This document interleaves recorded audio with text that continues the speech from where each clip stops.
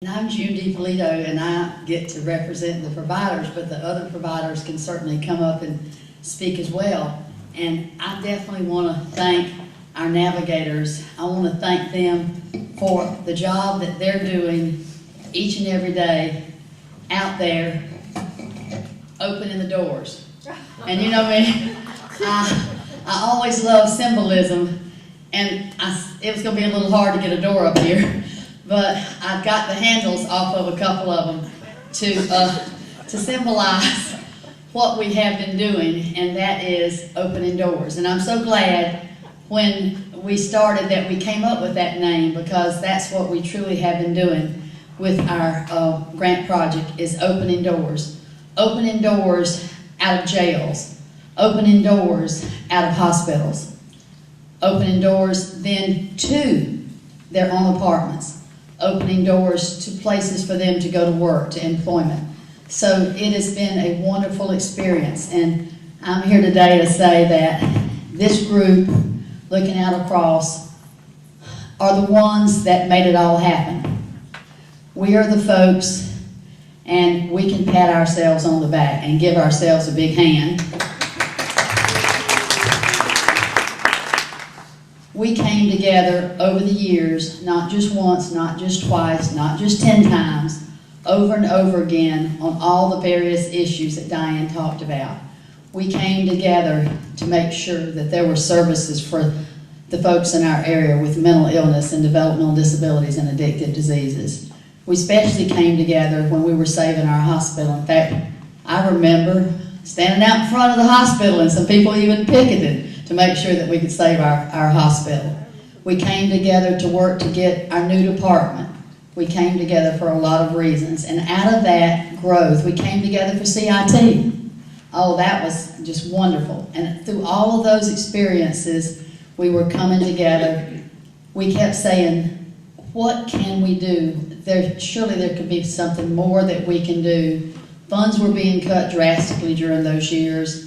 And out of our work and out of our effort, we kept saying, so if the hospital does close or some of the beds get closed, what could we collaboratively do together? And that is where the outgrowth of Opening Doors to Recovery came, and that's where Bristol-Myers Squibb noticed the work down in Region 5. And I know that other regions of the state do also exemplary work, but there's nobody that comes together more than the stakeholders in Region 5. So I'm very proud of that. And as a provider, you say, well, June, weren't the CSBs and weren't American Work and all the other providers opening doors all along? Weren't y'all already, given all these services? We were, but we were spread mighty, mighty thin.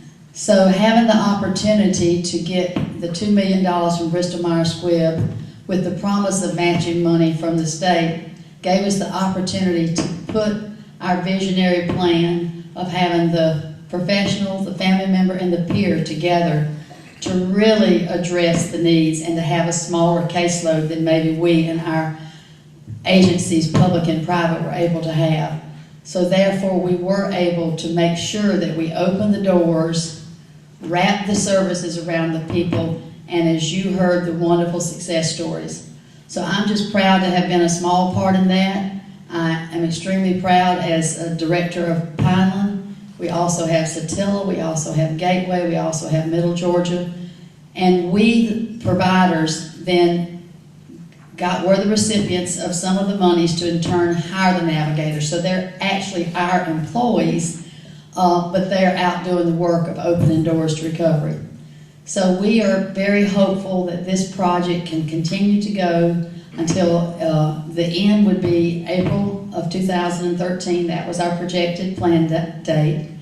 And all of this wonderful work, as you know, was also being researched, because Bristol-Myers Squibb was kind enough to also give research money, because they had the foresight to see all this good work needs to be, as we all said, memorialized, and made sure it was researched so that other areas could benefit from what we were doing. And we just didn't do it, and then the grant money went away, and then nothing ever happened after that. That it would continue in other places. And so Dr. Compton and as research assistants are researching what we are doing each and every day and writing articles about it so that this can be replicated. That's our whole goal and dream, is not just to open the doors now, but just to find ways to sustain this so that we can continue to open doors, continue to wrap intensive services around folks.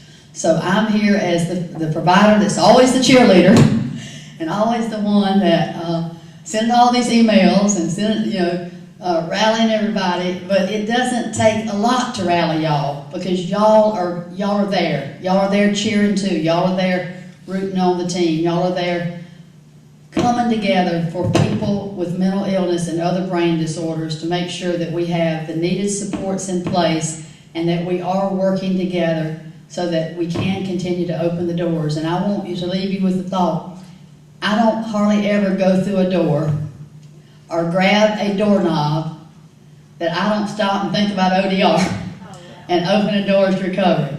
And so I want y'all, I'm sure you'll think about that as you continue, and let's put as much energy into keeping the thing going, sustaining and opening doors to recovery, getting it replicated, getting it entrenched, so that I really feel like that if the state is able to, and we have wonderful new leadership now, Commissioner Berry and a new commissioner for our department, I feel like that when they really look at the research and the statistics, and you just look at any success story that the navigators told you today, and you multiply out the money that was saved by the people not going back to the hospital, then we've got enough money to sustain and to keep this type service going, so that you have a team approach of the professional, family member, and the peer, with a smaller caseload.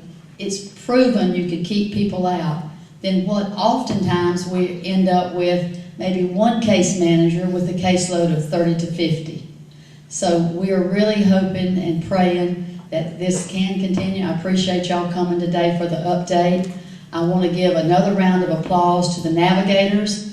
Yay, for the great job that they're doing. I want to give an applause. We have the 100 participants. Oh golly, you can just get excited over and over again about them, about their families, and about how we've been able to come together. But I especially want to say a deep, heartfelt thank you to you in the room who have been coming back together over and over again from various agencies, your family members, your law enforcement, your state, your public, your private, your all of us coming together. We even have a former legislator over here, Ms. Ann Mueller, who has come today to show support.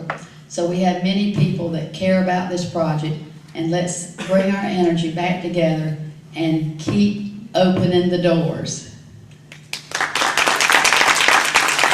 And if Gateway or Middle Georgia or Satilla would like to say anything, y'all are more than welcome. As providers, we are it's been a challenge, but it has also been a very pleasurable thing to see ODR blossom and grow into what it has become today.